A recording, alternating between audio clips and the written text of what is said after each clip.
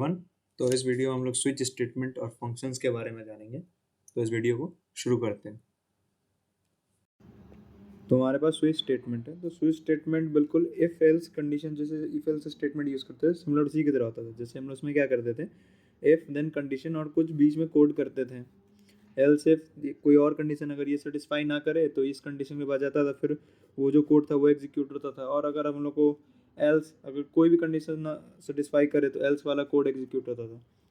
तो ये उसका लिखने का तरीका था। स्विच का क्या है, स्विच का फॉर्मेट ये कि स्विच एक्सप्रेशन, इसमें क्या होता है, हम लोग को चॉइसेस दिया जाता है। जैसे अगर एक्सप्रेशन में अगर 1 चॉइसेस है तो वो केस 1 रन करेगा, अगर एक्सप्रेशन की जगह 2 है तो केस 2 रन करेगा, ऐसे करते हुए। और इसमें हम लोग ब्रेक क्यों लगाते हैं तो ये प्रोग्राम करते वक्त ही समझेंगे। और लास्ट में जैसे इसमें क्या होता था, एल्स, जैसे अगर कोई कंडीशन मैच ना करे तो एल्स में हम लोग को जो कोड करना हो या फिर अपना मैसेज प्रिंट करना हो तो एल्स में करते थे। ठीक उसी तरह अगर कोई एक्सप्रेशन मैच ना करे तो उसके लिए हम लोग डिफ़ॉल्ट करते थे। देन उसके बाद इसमें जो भी अपना मैसेज कोड जो भी हो अपना प्रिंट कर सकते हैं। तो यही ओवरऑल है।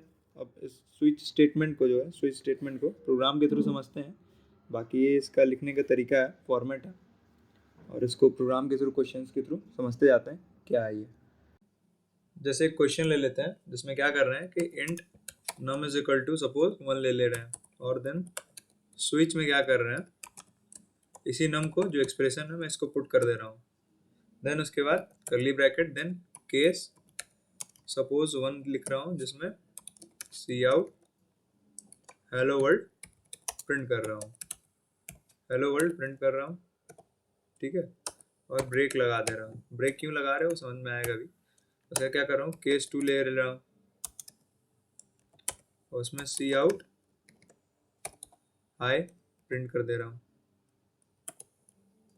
हाई एंडर भी लगा देता हूँ साथ में, प्रिंट कर रहा हूँ। और ठीक इसी तरह इधर भी एंडर लगा के प्रिंट कर रहे हैं। और इधर भी क्या कर रहे हैं, ब्रेक लगा लेते हैं। ब्रेक लगा के प्रोग्राम को रन करके देखते हैं। ब्रेक लगा लिए, बस इतने पे आप क्या करते हैं, प्रोग्राम को रन करके देख लेते हैं। सी आउट हो गया, एग्जीक्यूट करेंगे प्रोग्राम को।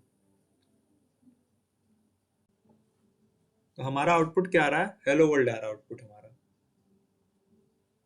वर्ल्ड क्यों आया, तो हेलो वर्ल्ड इसलिए आ रहा है कि नम में मैंने वैल्यू क्या पुट किया 1, और उसको मैं स्विच में भेज रहा हूँ। वो स्विच में 1 किससे मैच कर रहा है, केस 1 से जाके मैच कर दे रहा है। तो हमारा आउटपुट क्या आ जा रहा है, हेलो वर्ल्ड। तो सपोज अगर मैं यहाँ पे जैसे क्वेश्चन आता है यहाँ ब्रेक क्यों लग रहा है, अगर ब्रेक ना लगे, वो अगर मैं यहाँ ब्रेक ना लगाऊं तो ये क्या करेगा, हेलो वर्ल्ड के साथ हाई भी प्रिंट कर देगा। क्यों, कि ब्रेक नहीं लगने के बाद वो पहला तो रीड करेगा, देन वो केस 2 पे जाके हाई भी प्रिंट कर देगा। तो इसलिए हम लोग का जो भी डिजायर्ड केस है उसको अगर हम लोग प्रिंट करना चाहते हैं तो ब्रेक लगाते हैं। सपोज मैं यहाँ से ब्रेक हटा दी हूँ, नंबर 1 है और स्विच में नम भेज रहा हूँ, तो केस 1 से मैच करेगा, तो केस 1 रन करने के साथ जो बचे हुए केसेस है उसको भी रन कर देगा वो। जैसे कंपाइल करूंगा मैं,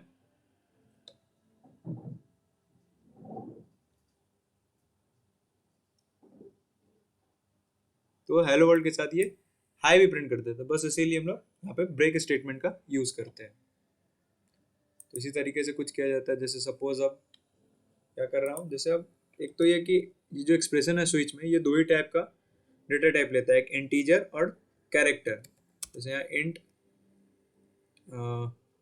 नम sorry int a is equal to लिख देते हैं, ए दे देते हैं, और एक केस ए नाम से भी कुछ बना देते हैं। केस ए नाम से जब बना रहे हैं, ए नाम से बना देते हैं, और यहाँ क्या करते हैं, नम के जगह पे क्या भेजते हैं हम लोग, ए भेज देते हैं, और इसका डेटा टाइप चेंज कर देते हैं 4।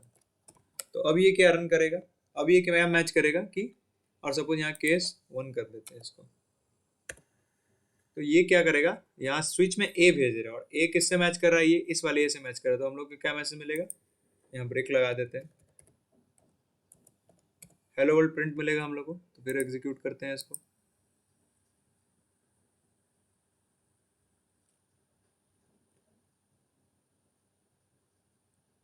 तो ये हमारा आउटपुट आ गया हेलो वर्ल्ड। तो कुछ इसी टाइप से ये वर्क करता है। जो हम लोग एक्सप्रेशन भेज रहे हैं, जैसे जो भी एक्सप्रेशन भेजे उसमें जो भी वैल्यू है वो उसको केसेस में फाइंड करेगा। जैसे जब हम लोग 1 भेज रहे थे तो वो सर्च कर रहा था कि केस वन कौन सा है। अब हम लोग कैरेक्टर ए भेज रहे हैं तो वो सर्च किया कि इन दोनों में से कौन सा ए है, तो इसको पहले वाला ए मिला तो इसलिए वो प्रिंट कर दिया। अगर सपोज यहाँ अगर हम लोग 1 दे दे और यहाँ पे ए दे दे, कैरेक्टर के लिए हम लोग सिंगल इन्वर्टेड कॉमा यूज करते हैं, ए दे दे तो वो इस समय हाई प्रिंट करेगा। जैसे कंपाइल कर रहे हैं तो इस समय ये क्या प्रिंट कर दे रहा है हम लोग के लिए, हाई प्रिंट कर दे रहा है। तो इसी टाइप से ये कुछ वर्क करता है।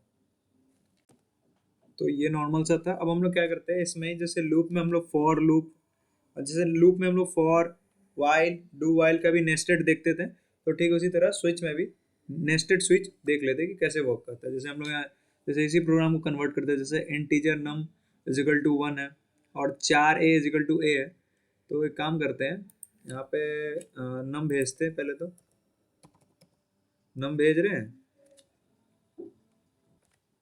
तो नम भेज रहे हैं, नम के बाद क्या कर रहे हैं, इन सब चीज़ों को हटा देते हैं पहले तो। जैसे केस वन में क्या करते हैं, एक और स्विच लगा देते हैं, स्विच, और उसमें क्या करते हैं 4 को भेज देते हैं। स्विच लगाए 4 को भेजे, और इसमें भी फिर केस वन करके लगाते हैं, केस ए लिख दिए। देन इसमें क्या करते हैं सी आउट, इसमें हेलो हेलो वर्ल्ड प्रिंट कर देते हैं। ठीक है, और केस ले लेते हैं, केस एक और इसमें 1 ले लेते हैं, केस 1। इसमें क्या करते हैं, अच्छा पहले हाई लगा देते हैं, हेलो, यहाँ क्या लगा देते हैं, ब्रेक लगा देते हैं।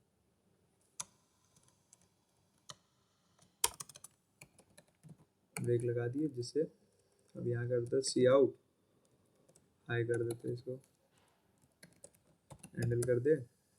बस इतना ही पे अब क्या करते हैं, रन करते हैं इसको।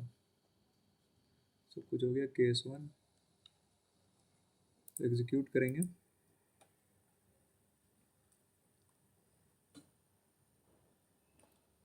अच्छा सॉरी, यहाँ 4 नहीं, यहाँ हमें ए देना होगा, डेटा टाइप नहीं, ए दे देंगे। देन इसके बाद भी रन करते हैं एग्जीक्यूट।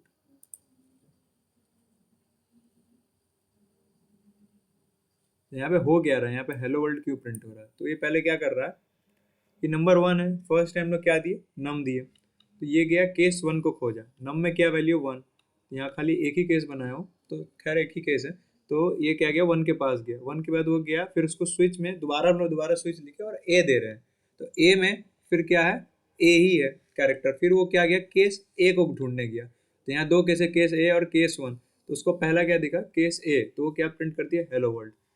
और यहाँ ब्रेक लगा हुआ इसलिए दूसरे पे नहीं गया, ब्रेक नहीं लगा रहता तो हेलो वर्ल्ड और हाई दोनों प्रिंट हो जाता। तो यही होता है नेस्टेड स्विच। इसका उतना काम नहीं है।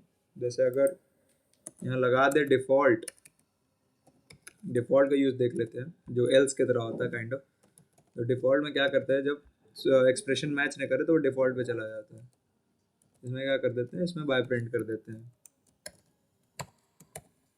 बाय प्रिंट कर देते हैं हैंडल।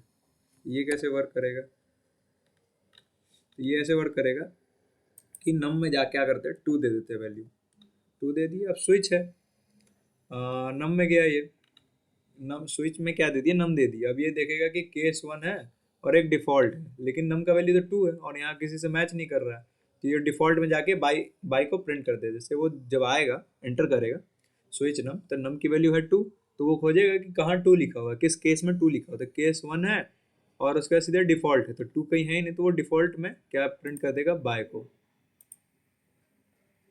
बाय को प्रिंट कर देगा।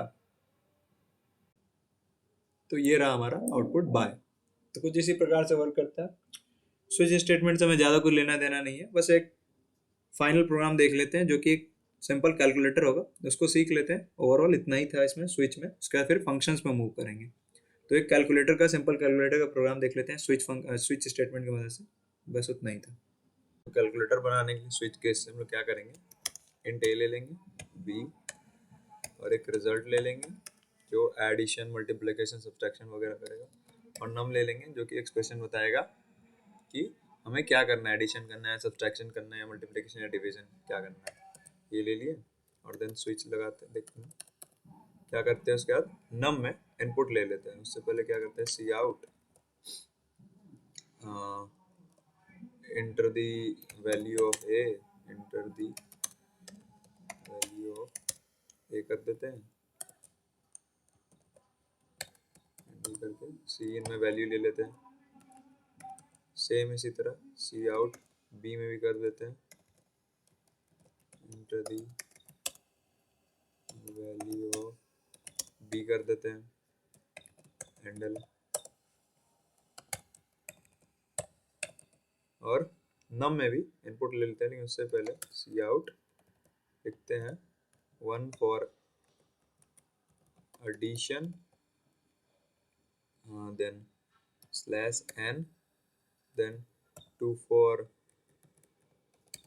subtraction, then 3 for multiplication, 3 dot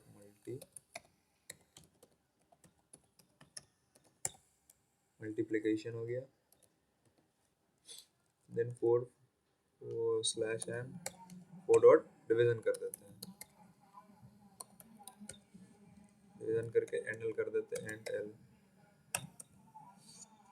अब क्या करते हैं, इसकी वैल्यू हम लोग नम में भेज देते हैं। तो ऐसे क्या होगा, हमारा प्रोग्राम और अच्छा दिख सकेगा। जैसे अगर वन हम लोग टाइप करेंगे कीबोर्ड पे तो हमें एडिशन का फंक्शन परफॉर्म होगा। तो इसलिए ये कि स्विच में क्या करते हैं, अब नम को भेज देते हैं ताकि पता चले कि 1 से एडिशन हो रहा है, 2 से सब्सट्रैक्शन क्या हो रहा है। देन केस 1 बनाएंगे हम लोग, केस 1, उसमें क्या करेंगे, result equals a plus b कर देंगे और सी आउट में दे देंगे कि the sum of a and b is what is, इस कर देते हैं रिजल्ट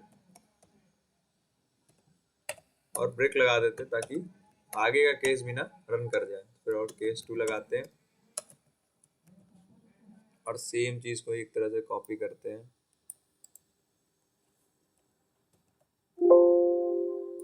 उसके बाद पेस्ट कर देते हैं इसमें।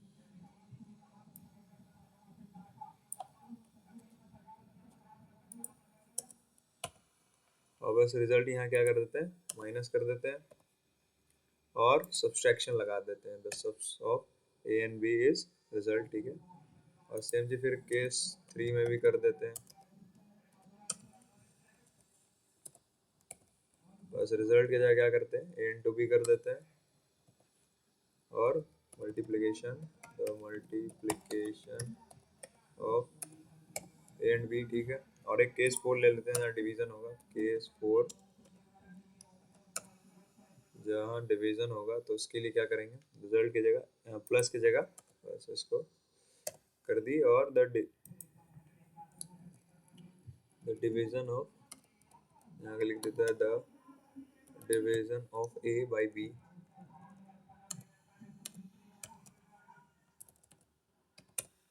बस हो गया। ये हमारा 4 केस है जो कैलकुलेटर में बनता है। और एक डिफॉल्ट केस डालते हैं, सपोज अगर कोई 5 दे तो उसको भी एक मैसेज मिले, सो उसके लिए हो जाएगा it's a default case, it's a default case.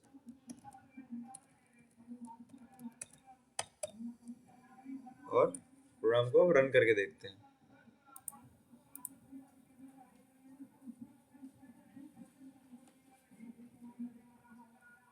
तो हमसे पूछ रहा है ए की वैल्यू, सपोज ए की वैल्यू 45 देते हैं और बी की वैल्यू 78 देते हैं। और अब पूछ रहा है कि हमें क्या करना है, सब्सट्रैक्शन, मल्टीप्लिकेशन, डिवीजन। सपोज अगर एडिशन करना है तो 1 टीपते हैं और हमें तो सम ऑफ ए एंड बी 123 मिल जाता है। ठीक, उसी तरह एक बार और रन करते हैं इसको।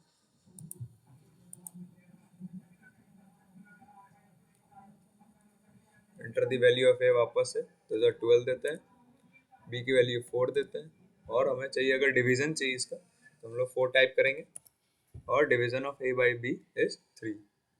एक बार और मल्टीप्लिकेशन के लिए भी इसको रन करके देख लेते हैं, एग्जीक्यूट करते हैं। ए की वैल्यू फिर से 45 दे देते हैं, बी की वैल्यू 12 दे देते हैं और सपोज मल्टीप्लिकेशन के 3 दे देते हैं, तो multiplication of a and b is 540। तो यही था सिंपल सा प्रोग्राम स्विच केस का इस्तेमाल करके।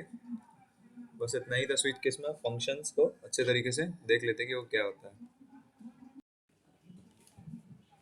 तो फंक्शन समझने से पहले एक प्रोग्राम देख लेते हैं जिसमें हमें बताना है कि find the power of a and to B.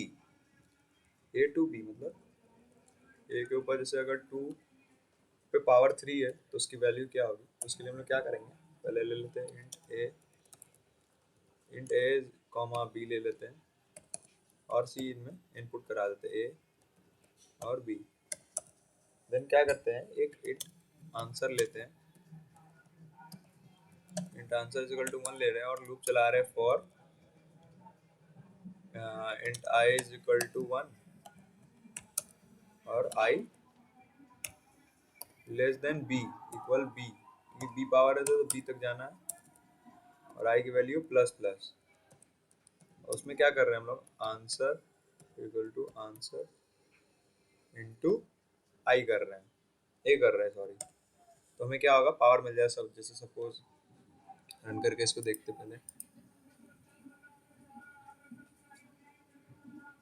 तो जैसे इसमें ए की वैल्यू पूछ रहा है तो सपोज 2 दे रहे हैं और 3 दे रहे हैं, तो हमें आंसर, इसको प्रिंट भी करना होगा। एक मिनट, इसको लूप से बाहर आके इसको पहले प्रिंट भी कर देते हैं, सी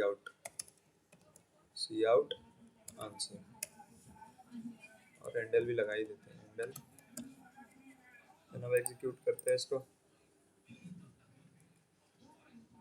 तो 2 दे देते हैं और 3 दे देते हैं, तो इसका आंसर हमें 8 मिल गया। जैसे इसमें क्या हो रहा है, जैसे हमें ए और बी है तो बी तक लूप चलेगा और ए में ही वो इनटू होते जाएगा उतने ही टाइम। जैसे हमें 2 पे पावर 3 है तो हम लोग क्या करते हैं कि 2 इंटू 2 इंटू 2 3 टाइम्स करते हैं, तो वही बी तक लूप चलेगा और हमें पावर जो है ए टू दी बी पावर हमें आंसर मिल जाएगा। तो ये किसी एक नंबर पे हो रहा है, तो 2 पे पावर 3। सपोज अगर हमें और नंबर पे चाहिए मतलब, तो क्या करेंगे, जैसे हमें चाहिए कि एक ही प्रोग्राम में 4 पे पावर 3 भी मिल जाए, 3 पे पावर 4 भी मिल जाए, तो क्या करेंगे, पूरे कोड को फिर से कॉपी करेंगे, कॉपी कर लेंगे। देन यहाँ क्या करेंगे, देन पेस्ट कर देंगे। और सपोज यहाँ इंट ए है तो ए की जगह कुछ और वेरिएबल ले लेते हैं, सी ले लेते हैं, यहाँ डी ले लेते हैं, डी ले लेते हैं, और यहाँ पे भी सी, यहाँ पे भी डी कर देते हैं और इसको बी तक रन करवा देते हैं। ठीक उसी तरह आंसर इंटू ए तो यहाँ सी कर दिए और प्रिंट में वही आंसर हो जाए। फिर से इसको रन करते हैं, इंट आंसर कर, अच्छा सॉरी इंट हटा देते हैं क्योंकि इंट आंसर ऊपर ले चुके हैं। फिर से एग्जीक्यूट करते हैं, कंपाइल करते हैं, तो वैल्यू पूछ रहे थे 2 और 3 दे देते वैल्यू, तो 8 मिल गया। फिर से वैल्यू पूछ रहा था 4 और 5 पे पावर, तो हमें 1024 मिल गया। अच्छा सपोज हम लोग चाहे कि एक ही प्रोग्राम में हमें 3 टाइम्स पावर निकालने को मिल जाए, तो फिर से क्या करेंगे, कोड कॉपी था ही, फिर उसको पेस्ट करेंगे। पेस्ट करेंगे तो फिर क्या होगा, इंट ए है, इंट ए की जगह ई ले लेते हैं, यहाँ एफ ले लेते हैं, फिर से सी इन ई, फिर यहाँ एफ ले लिया और यहाँ क्या करेंगे, ई को प्रिंट कर देंगे और यहाँ से इंट हटा देते हैं, यहाँ से हटा दिया। फिर से एग्जीक्यूट करेंगे और फिर से पहला कोड देते हैं 4 5 तो हमें आंसर मिला, फिर मिलता है 7 पे 2 तो आंसर मिल गया, फिर मिलता है हमें 6 पे 3 तो हमें जो भी था इसका आंसर मिल गया। तो हो क्या रहा है कि कोड जो है आ तो रहा है, मतलब लिखने पे आंसर आ जा रहा है हमारा, लेकिन कोड क्या हो गया, बड़ा लेंदी हो गया, बल्कि कोड हो गया। जैसे सपोज अगर हमें किसी एक में एरर आ रहा है तो वो एरर सारे में कंटिन्यू होते चलेगा, फिर हमें सारे में ठीक करना पड़ेगा उस एरर को। तो कुछ ऐसा करते हैं कि ये हमें एक ऐसा फंक्शन बना ले जो हमारा काम ही यही करे कि हमें फैक्टोरियल निकाल के दे और हमें बार बार लिखना ना पड़े। तो उस चीज़ के लिए हम लोग फंक्शन यूज़ करते हैं, बल्कि प्रोग्राम को इजी रीडेबल बनाने के लिए, ताकि और मिस्टेक भी कम हो, इसलिए हम लोग फंक्शन को यूज़ करते हैं। तो फंक्शन के लिए करेंगे क्या, सेम प्रोग्राम को कन्वर्ट करेंगे, वो भी देख लेते हैं। तो क्या करते हैं, पहले इस प्रोग्राम को कमेंट आउट कर देते हैं। कमेंट आउट कर देते हैं पूरे प्रोग्राम को, ठीक है। उसके बाद हम लोग क्या करते हैं, फंक्शंस लिखने का पहले तरीका क्या होता है कि पहले तो रिटर्न टाइप दे, जैसे सपोज इसका रिटर्न टाइप हमें इंट देना है और उस फंक्शंस का नाम क्या रखना है, तो सपोज हमें पावर रखना है, इसका कुछ भी रख सकते हैं पावर, और उसमें कौन कौन सी वैल्यू पास करनी है। तो पावर, किसी भी नंबर का पावर निकालने हमें 2 नंबर चाहिए, बेस और उसका पावर, तो उसके लिए हम क्या करेंगे, इंट ए कॉमा इंट बी दे देंगे, बी दे दिए। अब क्या करेंगे, उसमें हमें करना क्या है, तो उसके अंदर हम लोग क्या करेंगे, int answer is equal to 1 ले लेंगे, और सेम चीज सब कुछ सेम रहेगा, int i is equal to 1, int i is equal to 1 और i less than equal b पे चले जाएंगे और आई की वैल्यू को प्लस प्लस कर देंगे, और answer is equal to answer into a कर देंगे। और क्योंकि ये रिटर्न टाइप है, इंटीजर एक रिटर्न हमें करना होगा, तो क्या करेंगे, रिटर्न आंसर कर देंगे, आंसर कर दी। अब क्या करेंगे, अब हम लोग मेन में जाएंगे, जो मेन फंक्शन है इंट मेन, वहां जाएंगे और वहां पे क्या करेंगे, ये जो ए और बी को हम लोग यहाँ पास कर रहे हैं, ए और बी को पास कर रहे हैं, इसकी यहाँ की वैल्यू पे रीड कर लेंगे, इंट ए कॉमा बी, और इसमें जो है इनपुट ले लेंगे, सी इन ए और बी, इनपुट ले लिए। देन क्या करेंगे, अब इंट आंसर नाम से बनाएंगे एक डेटा टाइप, इसमें वेरिएबल बनाएंगे और उसमें उस जो फंक्शन है उसको यहाँ से कॉल करेंगे। अभी बस प्रोग्राम देखते रहिए, मैं आपको एग्जीक्यूशन लास्ट में समझाऊंगा। जैसे पावर कॉमा क्या है, इंट ए बी भेज रहे थे, पावर कॉमा ए कॉमा बी। अब इसको सेव इसलिए करना पड़ा है कि जो भी वर्क हो क्या आएगा हमें आंसर में आके वो सेव हो जाएगा, ताकि हम लोग आंसर में उसको प्रिंट करा सके, सी आउट आंसर। अब ये हो गया। अब क्या करते हैं, इसको एक बार रन करके देखते हैं कि ठीक से वर्क कर रहा है या नहीं। तो कंपाइल करेंगे तो हमें पहला एरर मिला। एरर क्या मिल रहा है कि तो हमें यहाँ से भी इंट मेन हटाना होगा, हमारा छूट गया था इंट मेन यहाँ पे। तो अब यहाँ से ये यहाँ से प्रोग्राम स्टार्ट है और इंट मेन यहाँ पे, तो अब रन करके देखते हैं एग्जीक्यूट। तो एग्जीक्यूट करेंगे तो वही हमसे ए की वैल्यू पहले पूछ रहा था, सपोज 5 दे दिए और 2 दे दिए, इंटर किए तो हमें 25 मिल गया। 25 आंसर तो आ गया हमारा, बट ये एग्जीक्यूट कर कैसे रहा है। जैसे किसी भी कोड का एग्जीक्यूशन C++ में मेन फंक्शन से होता है। जैसे ये ऊपर लिखा था, ऐसा नहीं कि कंपाइलर पहले इधर से रीड करेगा, इंट पावर इंट नहीं, ऐसे नहीं होगा। इसमें क्या होगा कि इंट मेन वो पहले आएगा और पहले उसको क्या दिखेगा कि एक 2 वेरिएबल बनाया गया ए और बी, जिसमें 2 वैल्यू पुट की जा रही है। उसके बाद तीसरे लाइन पे आएगा, देखेगा कि एक और वेरिएबल बनाया गया आंसर, जहाँ कॉल हो रहा है पावर ए और बी, मतलब जो हमने ए और बी की वैल्यू ली, ए कॉमा बी की वैल्यू ली ए और बी, और उसको पावर नाम के एक फंक्शन में भेजेगा। जैसा पावर नाम का फंक्शन वो खोजेगा प्रोग्राम में, तो जब वो ऊपर आएगा तो दिखेगा हाँ एक इंट, जो कि एक रिटर्न टाइप फंक्शन बना है पावर, वहाँ पे ए और बी की वैल्यू भेज रहे हैं। सपोज अगर ए की वैल्यू हम लोग A2 भेज रहे हैं और बी की वैल्यू 3 भेज रहे हैं, तो वैल्यू पास हो जाएगी यहाँ के सेव हो जाएगी इंट ए और इंट बी में। देन वो फिर बाकी एग्जीक्यूशन क्या करेगा, देखेगा कि int answer is equal to 1 है और आई 1 से बी तक जा रहा है और आंसर में इंटू होते चला ए से, तभी हमें रिटर्न। और क्योंकि ये रिटर्न टाइप है तो हमें डिसाइड करना होगा कि रिटर्न करना क्या था, हमें यही आंसर को रिटर्न करना है, क्योंकि यही हमारा फाइनल आंसर होगा। तो हम लोग क्या लिख देंगे, रिटर्न आंसर ANS। और यहाँ पे अब जो क्योंकि सब कुछ मिल गया हमें, रिटर्न आंसर मिल के ये power bracket A comma b में मिल गया। अब हमें इसे प्रिंट कराना है तो उसे हमें किसी और रिटर्न टाइप में जाके सेव करना पड़ेगा, इंटीजर में, कोई भी डेटा टाइप में इंटीजर में जाके सपोज सेव कर रहे हैं इंट आंसर, तो हमें सी आउट करके प्रिंट ही मिल जाएगा। सपोज हमें प्रिंट नहीं करना है तो हम लोग डायरेक्ट यहाँ पे सपोज अगर प्रिंट नहीं करना है तो क्या करेंगे, डायरेक्ट सी आउट में हम लोग क्या करेंगे, पावर ए कॉमा बी लिख देंगे तो भी प्रिंट हो जाएगा ए कॉमा बी। इसको भी अगर एग्जीक्यूट करेंगे तो भी रन कर जाएगा प्रोग्राम, रन कर जाएगा। 4 देंगे, सॉरी 4 देंगे, देन 5 देंगे तो 1024 हमें मिल जाएगा। तो यही था फंक्शन का बेसिक यूज, और क्वेश्चन इससे प्रैक्टिस करते हैं ताकि कॉन्सेप्ट क्लियर होते चले जाए। तो नेक्स्ट क्वेश्चन है हमारे पास कि write a program to check the given number is odd और इवन यूजिंग फंक्शन। तो इसके लिए क्या करेंगे, पहले एक फंक्शन बनाएंगे जिसका रिटर्न टाइम बूलियन रखेंगे। बूल का काम क्या है, या तो ये 1 रिटर्न करेगा या 0 रिटर्न करेगा। और एक फंक्शन का नेम रखेंगे इज इवन, कुछ भी रख सकते हैं, ऑड इवन कुछ, जैसा इसका फंक्शन का नाम ऑड इवन ही रख देते हैं, ऑड इवन। और एक नंबर चेक करना है, मतलब सिर्फ एक नंबर पास करना है जिसको हमें चेक करके बताना है कि वो ऑड है या इवन। तो सपोज इंट ए किसी को भी पास करेंगे, और क्या करेंगे कि इफ दैट ए जो है वही अपना सिंपल जो प्रोग्राम है, if that A modulus 2 equal 0 हो जाए तो वो क्या होगा, इवन होगा। तो उस केस में हमें क्या करना होगा, रिटर्न 1। हम लोग यहाँ कंसिडर कर लेते हैं कि जब 1 रिटर्न होगा तो इवन हो जाएगा, और जब 0 रिटर्न होगा तो ऑड हो जाएगा। और जैसे अब क्या करेंगे, एल्स में क्या करेंगे, रिटर्न 0।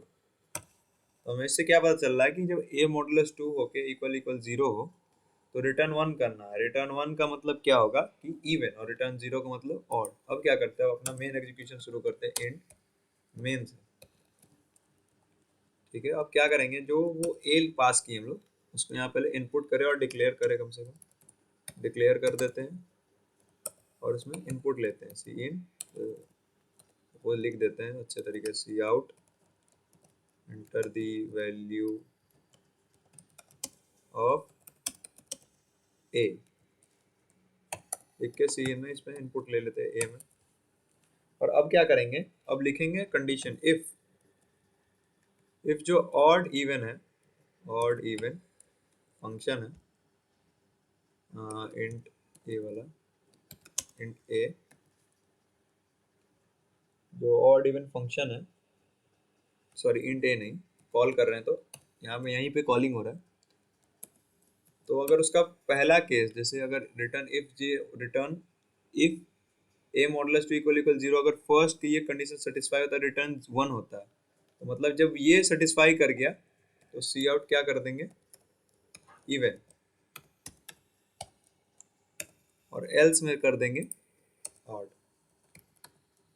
एल्स में क्या कर देंगे, ऑड कर देंगे, सी आउट ऑड। अब पहले इसको एग्जीक्यूट करके देखते हैं वापस, लास्ट में फिर समझेंगे इसका एग्जीक्यूशन हो कैसे रहा है।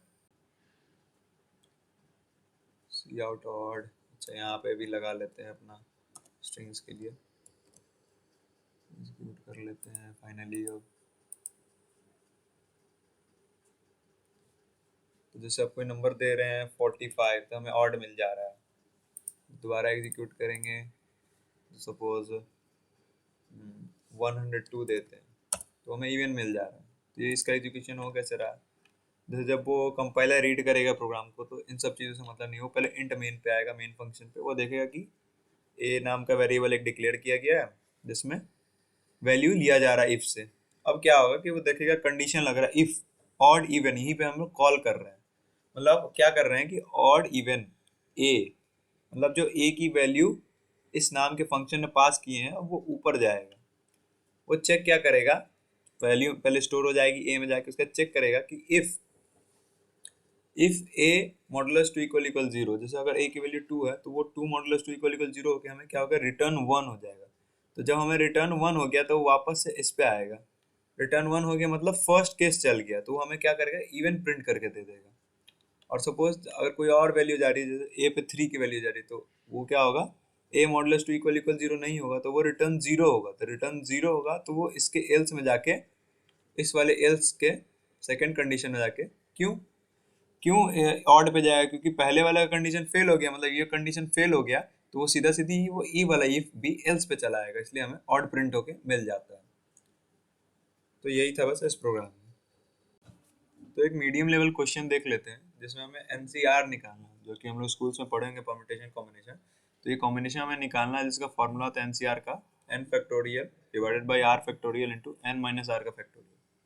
तो इसके लिए हमें दो फंक्शंस बनाने पड़ेंगे, पहले जो कि फैक्टोरियल को कैलकुलेट करेगा, और दूसरा इस फॉर्मूला को हमें इस फॉर्मूला पे हमें बैठा के उस फैक्टोरियल को दे दे। तो इस टाइप से हमें दो फंक्शंस बनाने पड़ेंगे। तो पहले बनाते हैं फैक्टोरियल के लिए, इन फैक्टोरियल लिख लेते हैं, फैक्टोरियल जिसका काम क्या होगा, इंट एन देंगे, इसमें एक ही नंबर देंगे, वहीं तक तो निकालना होगा। देन अब क्या करते हैं, कर्ली ब्रैकेट लेते हैं और int fact is equal to 1 दे देते हैं। और फॉर का जो लूप है वो int i is equal to 1 से i less than equal n तक चलेगा। और आई की वैल्यू क्या होगी, आई की वैल्यू प्लस प्लस होगी। और देन वो फैक्ट है is equal to fact into i जो है वो होते रहेगा, आई होते रहेगा। और हमें इससे फैक्टोरियल की जो है वैल्यू मिल जाएगा। बाहर में क्या करेंगे हम लोग, रिटर्न फैक्ट, क्योंकि ये रिटर्न टाइप हमने क्या लिया था, इंट फैक्टोरियल। इंट लिया हमने डेटा टाइप और इस फंक्शन में फैक्टोरियल लगा और इसमें एक वैल्यू पास करें इंट एन। तो एन हो गया, तो इसमें एन कोई नंबर है जिसका फैक्टोरियल हमें चाहिए। उसके बाद क्या करेंगे, उसके बाद एक इंट एन सी आर नाम से बना लेते हैं, sorry int n c r नाम से फंक्शंस बना लेते हैं जिसमें हमें दो वैल्यू पास करेंगे, int n comma int r. Int r कर देंगे। इसमें क्या करेंगे हम लोग, इंट नम में उस वैल्यू को सेव कर लेंगे। जैसे हमें क्या करना है कि यहाँ पे कॉल करना है फैक्ट, पहले हमें किसका निकालना था, एंड का। तो एन की वैल्यू जब भेजेंगे तो वो एन का फैक्टोरियल नम में दे देगा और वो नम में जाके सेव हो जाएगा। देन क्या करेंगे, इंट नोमिनेटर को एन यू एम रख रहे हैं और डिनोमिनेटर को डेनोम रख लेते हैं। जैसे हम लोग क्या करेंगे, फैक्ट, फैक्ट नहीं फैक्टोरियल, सॉरी क्योंकि फंक्शंस का नाम तो फैक्टोरियल था ना, फैक्टोरियल, फैक्टोरियल। इसमें क्या करेंगे, आर भेजेंगे और एक क्या भेजेंगे, into factorial n minus r की वैल्यू को भेजेंगे, एन माइनस आर। और इंट आंसर में क्या करेंगे, इसको सेव कर देंगे। आंसर में सेव क्या करेंगे, नम बाई डेनम। तो ये है क्या, ये कुछ नहीं है, बस इसमें हमें फैक्टोरियल मिल रहा है नोमिनेटर का और डिनोमिनेटर का, इस तरीके से फैक्टोरियल आ रहा है जो कि आंसर में मिल जा रहा है। और इसका रिटर्न टाइप हम लोग क्या कर देंगे, रिटर्न आंसर, क्योंकि हमें आंसर ही चाहिए। और अब जाएंगे हम लोग इंट मेन में। बिगनर्स क्या कर सकते हैं, वो इंट मेन से स्टार्ट कर सकते हैं, बाकी ऊपर का प्रोग्राम लास्ट में लिखें क्योंकि उन्हें कंफ्यूजन हो सकता है, बट धीरे धीरे आदत हो जाती है। तो इंट मेन में क्या करेंगे, सेम वैल्यू ले लेंगे इंट कॉमा आर और उसमें वैल्यू दे देंगे एन की और आर की। और प्रोग्राम अच्छा दिखे तो उसके लिए सी आउट का भी एक मैसेज लगा ही देते हैं कि enter the value of n and r, and n r, ठीक है। और उसके बाद क्या करेंगे, अच्छा अब उस आंसर को जैसे हमें कॉल करना है तो उसके लिए हम लोग एनसीआर को ही कॉल करेंगे। तो एक काम करते हैं, इंट वैल्यू तो भेज दी, अब इंट कॉम्बिनेशन कॉम्ब कर लेते हैं। उसमें क्या करते हैं हम लोग, सेव कर देते हैं इसको कॉल करके, एनसीआर और क्या वैल्यू है, एन कॉमा आर है, इसको सेव कर देते हैं और सी आउट से प्रिंट कर देते हैं। प्रिंट करेंगे तो प्रिंट डायरेक्ट करते हैं, कॉम हो गया अपना। अब प्रोग्राम को रन कर लेते हैं, पहले चेक कर लेते हैं कहीं एरर तो नहीं है। एरर तो ऐसा कहीं दिख नहीं रहा, बट रन करते हैं इसको डायरेक्ट, रन करके देखते हैं एग्जीक्यूट। तो यहाँ पे एरर आ रहा है, एरर क्या है यहाँ पे चेक कर लेते हैं एक बार। तो एरर यहाँ पे है, यहाँ पे ऐसे सेमीकोलन नहीं लगेगा। अब एग्जीक्यूट करते हैं, तो अब एग्जीक्यूट करेंगे तो इंटर दी वैल्यू अब कह रहा है एन और आर। तो एन की वैल्यू सपोज हम लोग दे दे रहे हैं, एन की वैल्यू दे देते हैं 7 दे देते हैं और आर की वैल्यू 2 दे देते हैं। तो हमें इसकी वैल्यू क्या मिल गई, 21 मिल गई। तो एनसीआर होता है ना 7 और 2, इसमें कैलकुलेट करते थे 7 का फैक्टोरियल निकाल लेंगे और आर के फैक्टोरियल हिसाब से हमें मिल जाएगा। जैसे इसे एक बार और रन करते हैं 1 सेकंड के लिए।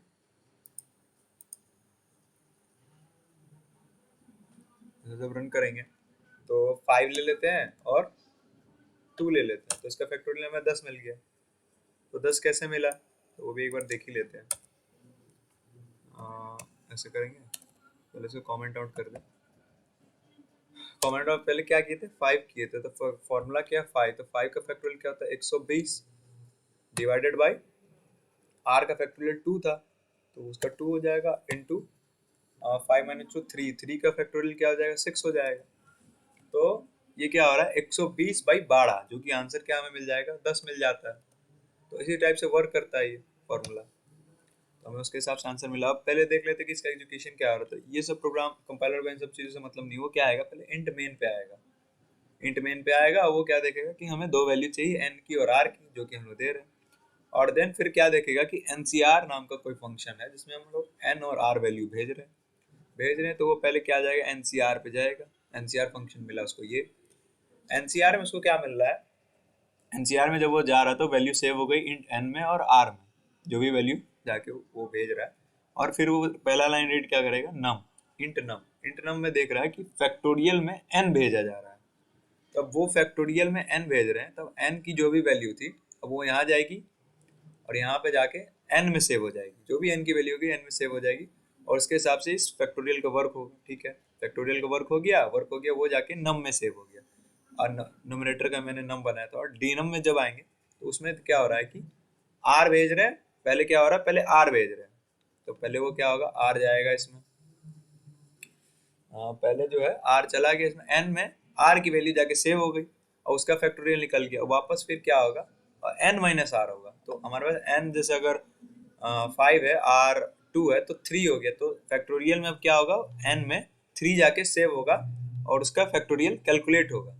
फैक्टोरियल कैलकुलेट हो गया और दोनों फैक्टोरियल जो रिजल्ट है उसको इंटू करके हम लोग डीनम में सेव कर रहे हैं, डीनम में सेव कर दिए।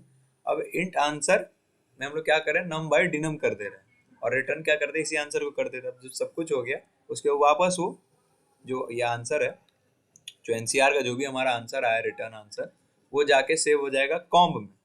कॉम में सेव हुआ उसको हम लोग प्रिंट करते हैं। अगर हम लोग चाहते नहीं कि इसको कॉम में सेव करें तो डायरेक्ट क्या करेंगे, यहाँ पे एनसीआर जो चीज़ है उसको डायरेक्ट ही प्रिंट कर देंगे, तो भी आंसर हमारा आ जाएगा n, r। इसको डायरेक्ट भी अगर एग्जीक्यूट करते हैं तो भी कोई एरर नहीं आएगा, एरर नहीं आएगा। और सेम चीज़ इंटर 10 और 3, हमारा 120 आंसर आ गया। तो हो गया। ये टफ क्वेश्चन था, मतलब मीडियम लेवल क्वेश्चन था। अगर ये फिर भी नहीं समझ में आ रहा तो और भी कुछ इजी क्वेश्चन देख लेते हैं, जिससे आपका कॉन्सेप्ट और क्लियर होते चले जाएगा। बाकी इस वीडियो को आपको रिवाइज तो करना पड़ेगा, ठीक है। और आगे क्वेश्चन देख लेते हैं। एक इजी क्वेश्चन देख लेते हैं जिसमें क्या करना है, सिंपल 1 to n प्रिंट करना है। तो पिछला क्वेश्चन मीडियम लेवल था, वापस से फिर इजी पे चले आते हैं 1 to n। इसमें क्या करेंगे, इसमें थोड़ा सा डिफरेंस रहेगा। जैसे हम लोग क्या करते हैं, इसमें रिटर्न टाइप लगा, सपोज हमें कुछ रिटर्न ही ना करना हो तो इसमें हम लोग क्या करेंगे, इंट की जगह वर्ड लिख देंगे। जैसे अगर हम लोग को दूसरा डेटा टाइप लेना था तो इंट लिए, बूल लिए, तो हम लोग वाइड ले रहे हैं, मतलब यहाँ हमें कुछ रिटर्न करना ही नहीं। तो और प्रिंट कर देते हैं फंक्शन का नाम और इंट n पास करेंगे कि कहाँ तक प्रिंट करना है। और क्या करते हैं, फॉर इंट i से i जो कि 1 होगा जाएगा, i इक्वल n तक जाएगा और i की वैल्यू को प्लस प्लस करते जाएंगे। सी आउट करेंगे, जिसमें i की वैल्यू को प्रिंट करेंगे एंडल करके, ठीक है। इसमें हमें कुछ रिटर्न करना नहीं है, तो डायरेक्ट हमें इंट मेन पे जाना होगा। इंट मेन पे जाएंगे और देन क्या करेंगे, n की वैल्यू ले लेंगे, n सी आउट, इसमें दे देंगे कि inter the value of n दे दिए, सी इन देंगे, n देंगे और उसको कॉल कर देंगे बस n डाल के। जैसे प्रिंट है तो प्रिंट में n डाल के इसको कॉल कर देंगे, हो गया। एग्जीक्यूट करेंगे प्रोग्राम को जब एग्जीक्यूट करेंगे तो inter the value of n पूछा, ऐसा पता नहीं 10 देनी है तो 1 से 10 हमें मिल जाएगा। ये सिंपल प्रोग्राम था, बस इसमें यही था कि वर्ड अगर हमें कुछ ना रिटर्न करना होता है यहाँ हम लोग वर्ड का यूज़ कर सकते हैं। तो वही अपना फेवरेट प्रोग्राम देख लेते हैं कि how to print prime number using function. तो इसके लिए हम लोग क्या करेंगे, वही इंट डेटा टाइप दे देते हैं, इंट और प्राइम बनाते हैं फंक्शन का नेम, जिसमें हम लोग इंट n की वैल्यू पास करेंगे और उसमें करेंगे क्या, तो उसमें वही int count is equal to first 0 करेंगे, int count is equal to 0 करेंगे और फॉर का लूप को int i is equal to 1 से i less than equal n तक और i की वैल्यू को प्लस प्लस कर देंगे और लिखेंगे if n modulus i equal equal 0 होगा, 0 होगा तो काउंट की वैल्यू को इंक्रीज करते जाएंगे, काउंट को वैल्यू को इंक्रीज करते जाएंगे। ठीक है, अब क्या करते हैं, इसके बाद लिखते हैं इफ, क्योंकि ये रिटर्न टाइप है तो लिखेंगे count equal equal two, count equal equal two, तो क्या हो, हमें रिटर्न 1 हो और रिटर्न 1 को हम लोग सपोज कर लेंगे कि ये प्राइम है और एल्स में रिटर्न 0, रिटर्न 0 हम लोग क्या सपोज कर रहे हैं, नॉट प्राइम है। ठीक है, अब मेन फंक्शन में जाते हैं। अब इसके बाद लास्ट में एग्जीक्यूशन समझाऊंगा इसका कैसे हो रहा सब कुछ। इंट मेन में जाते हैं। अब इंट मेन में क्या करते हैं कि एक इंटीजर लेते हैं इंट एन जिसमें वैल्यू ले लेते हैं सी आउट से, inter the value, inter the number कर देते हैं, इंटर दी नंबर कर दिए, सी इन में इसका ले लेते हैं एन में और इफ यहाँ से कॉल करते इफ, जो फंक्शन का नाम क्या था, प्राइम था शायद, प्राइम में हम लोग एन पास कर रहे हैं, प्राइम था ना, हाँ तो प्राइम था, एन पास कर रहे हैं और अगर पहला कंडीशन सेटिस्फाइड होता है तो 1 हम लोग क्या कंसिडर किए थे कि वो प्राइम है, प्राइम है तो लिख देंगे प्राइम। ठीक है, और एल्स में लिख देंगे नॉट प्राइम, क्योंकि 0 को हम लोग कंसिडर किए थे नॉट प्राइम, तो सी आउट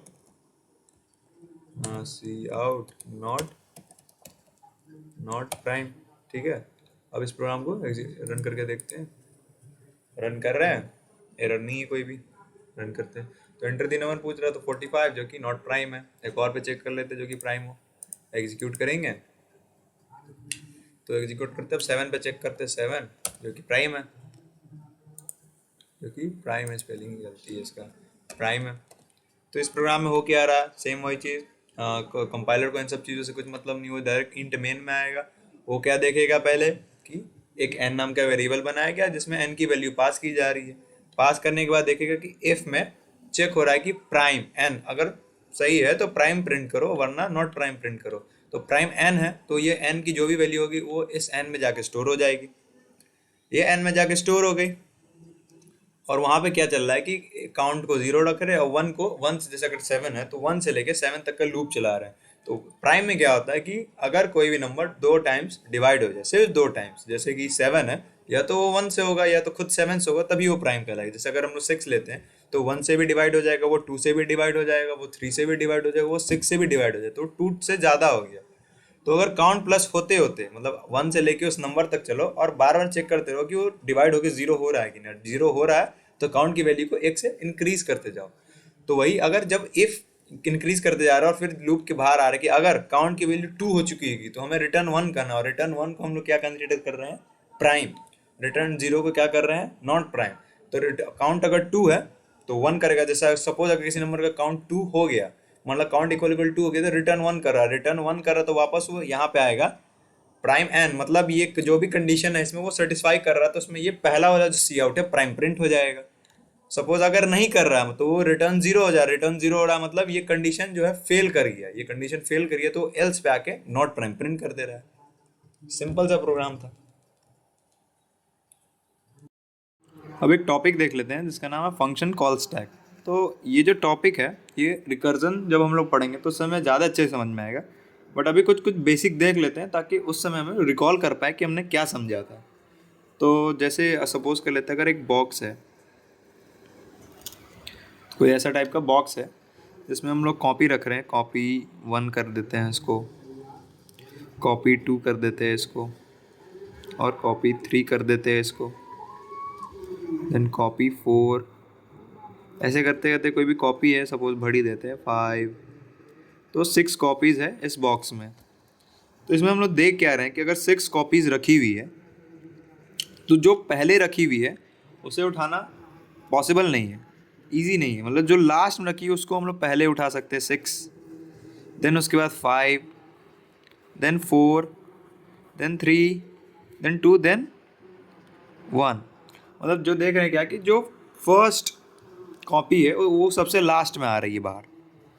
तो इस पे ये टॉपिक है। जैसे अगर सपोज हम लोग कोई प्रोग्राम ले लें, उसके हिसाब से मैं आपको इस टॉपिक को अच्छे से समझा दूंगा। जैसे हम लोग सपोज NCR वाला प्रोग्राम ले लेते हैं, जो हमने देखा था NCR वाला कॉम्बिनेशन वाला। तो उसमें क्या था, उसके लिए पहले मैं क्या करता हूँ, प्रोग्राम लिख देता हूँ, उसके बाद ये अच्छे से समझ में आएगा। तो जैसे ये क्वेश्चन था NCR का, तो उसमें क्या था, हमने एक फैक्टोरियल नाम से बनाया था जिसमें n पास कर रहे थे। उसका काम क्या था, फैक्टोरियल निकालना। और एक NCR बनाए थे जो कि फॉर्मूला पुट करके एक टाइप से हम लोग को दे रहा था, और एक इंट मेन था जहाँ से सब एग्जीक्यूशन हो रहा था, और यहीं पे आके हमें प्रिंट भी करना था अपना वैल्यू। तो इसमें हम लोग क्या हुआ था, जैसे एक बॉक्स था, तो कंपाइलर इसको कैसे रीड कर रहा था, पहले किस फंक्शन को रीड कर रहा था, पहले उसमें था इंट मेन था। देन क्या था, उसके पास NCR फंक्शन था इसमें n और r था। देन क्या था, हमारे पास एक फैक्टोरियल नाम का फंक्शन था। तो इसमें हुआ क्या था, जैसे ये क्वेश्चन था, तो इसमें क्या हुआ कि इंट मेन में हम लोग क्या कि NCR भेजें, तो NCR गया इसके पास, और NCR से हम लोग हर की फैक्टोरियल निकाल लेते हैं। मतलब फर्स्ट क्या हुआ, फैक्टोरियल का वर्क खत्म हुआ तो फैक्टोरियल बाहर आ गया। तो फैक्टोरियल बाहर आ गया तो अब सारी वैल्यू NCR में पड़ी हुई थी। अब इस NCR ने वैल्यू क्या की, इस इंट मेन में दी। मतलब अब क्या हुआ कि NCR बाहर आ गया। अब लास्ट काम किसका बचा, इंट मेन का बचा। इंट मेन ने क्या किया, जो भी इसको वैल्यू मिली वो किसी थर्ड वेरिएबल स्टोर करके प्रिंट कर दिया, या डायरेक्ट सी आउट में लिख के प्रिंट कर दिया। तो लास्टली इसका काम भी लास्ट में ख़त्म हुआ। तो इस टाइप से ही एग्जीक्यूशन होता है, और यही फंक्शन कॉल स्टैक होता है। फंक्शन कॉल स्टैक भी इसी को कहते हैं। तो ये बस बेसिक इतना ही अभी जानना था कि मतलब कैसे कैसे हो रहा है। मतलब जो जो फर्स्ट फंक्शन रीड कर रहा है कंपाइलर, वो सब उसका एग्जीक्यूशन सबसे लास्ट में हो रहा है। मतलब उसका जो काम खत्म हो रहा है सबसे लास्ट में हो रहा है, और फर्स्ट किसका हो रहा है, जो सबसे लास्ट में यूज़ हो रहा है। तो यही था फंक्शन कॉल स्टैक बेसिक सा। अभी इसमें इतना ही जानना है, इसके इन डेप्थ हम लोग रिकर्जन में जानेंगे कि फंक्शन कॉल स्टैक होता क्या है। अब दो टॉपिक और है हमारे पास, pass by value, pass by reference. तो इस वीडियो में खाली पास बाय वैल्यू पे ही बात करेंगे। तो क्या होता है इसको भी समझ लेते हैं प्रोग्राम के थ्रू। जैसे एक फंक्शन बनाते हैं वॉइड डमी नाम से, कुछ भी बना सकते हैं, वॉइड डमी, या फिर PVV बना लेते हैं, पास बाय वैल्यू। इंट n पास कर रहे हैं, इसमें क्या करते हैं, इसमें अच्छा वॉइड लिए, मतलब इसमें कुछ रिटर्न टाइप नहीं करना, हमें कुछ रिटर्न नहीं करना है, इसलिए सी आउट, और इस n की वैल्यू को जस्ट प्रिंट कर देंगे। n is what, n is, अच्छा वैल्यू ले लेते सी एन में, नहीं एक मिनट, n is, इसे हमें बस n को प्रिंट करना है, और int l, ठीक है, यहाँ प्रिंट हो गया। अब सीधा सीधा हमें मेन एग्जीक्यूशन में जाना होगा, इंट मेन चलेगा। देन क्या करेंगे, इंट n में यहाँ पे पहले इनपुट ले लेते हैं, सी एन में n ले लिए, और डमी को पहले कॉल कर देते हैं। डमी को कॉल कर दिए, डमी n कॉल कर दिए, और देन एक सी आउट दे रहे हैं। मतलब सी आउट दे देते एक वैल्यू आफ्टर कॉलिंग करके देता है, value after calling, value after calling, और देन n को ही प्रिंट कर देते हैं, n को प्रिंट कर देते हैं, एंड l लगा के प्रिंट कर देते हैं। और यहाँ क्या करते हैं, n की वैल्यू को पे, जो यहाँ n आया उसको n को इंक्रीज कर देते हैं, n इंक्रीज हो जाएगा। तो यहाँ होगा क्या, पहले समझ लेते हैं, बाद में रन करेंगे। तो पहले ये प्रोग्राम को इन सब चीज़ फंक्शन वगैरह समझ नहीं, मतलब नहीं, वो मेन में आएगा।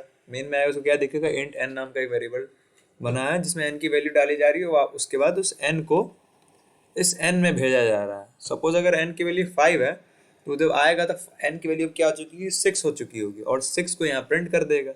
प्रिंट होने के बाद प्रिंट हो गया, उसके बाद फिर वापस इस डमी पे आया, डमी के बाद वो क्या करेगा, वैल्यू आफ्टर कॉलिंग वापस n प्रिंट करेगा।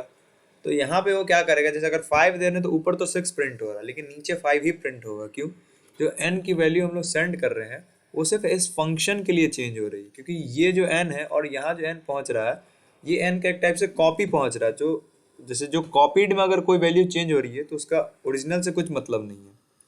तो इस फंक्शन भर ही वो चेंज होगा और इस n की वैल्यू इधर n जो पहले थी वही रह जाएगी, और इसको ही हम लोग पास बाय वैल्यू कहते हैं। और इसको पहले रन कर लेते हैं। रन कर रहे हैं तो पहले तो एरर आ रहा है, हम लोग को एरर देख लेते हैं कहाँ पे क्या दिक्कत है। सॉरी यहाँ डमी नहीं, तो डमी तो हमने बनाया ही नहीं फंक्शन के लिए। फंक्शन के लिए हमने पी वी बनाया था। अब एग्जीक्यूट करते हैं, एक सेकेंड एग्जीक्यूट करते हैं एक बार और। तो ये एग्जीक्यूट हो रहा है, तो हमसे ये, तो एग्जीक्यूट करते हैं इसको। तो n की वैल्यू मांग रहे थे, n की वैल्यू सपोज 5 दे रहे हैं, तो पहले क्या आ रहा है n is 6, in value after calling 5 रह जा रहा है। तो यही कॉन्सेप्ट था पास बाय वैल्यू का। पास बाय रेफरेंस में कुछ नहीं होता है। पास बाय रेफरेंस में जो कॉपीड वैल्यू में जो चेंजेस आता है वो ओरिजिनल जो मेन में होता है उसमें भी चेंज कर जाता है। तो उसके लिए एक प्रोग्राम के थ्रू समझेंगे किसी और वीडियो में। अभी तक बस पास बाय वैल्यू समझते हैं, तो इतना ही था। जैसे इंट n है तो वो n इसके लिए, और इसमें जो भी सेम वेरिएबल जा रहा है वो कॉपीड जा रहा है, इसलिए बस चेंज जो उसमें होता है और इसमें नहीं होता। ये पास बाय वैल्यू था। तो थैंक्स फॉर वॉचिंग, इतना ही था वीडियो में। हो सके तो क्वेश्चन प्रैक्टिस की भी एक वीडियो आएगी, तब तक आप देखते रहे वीडियो को। Thank you.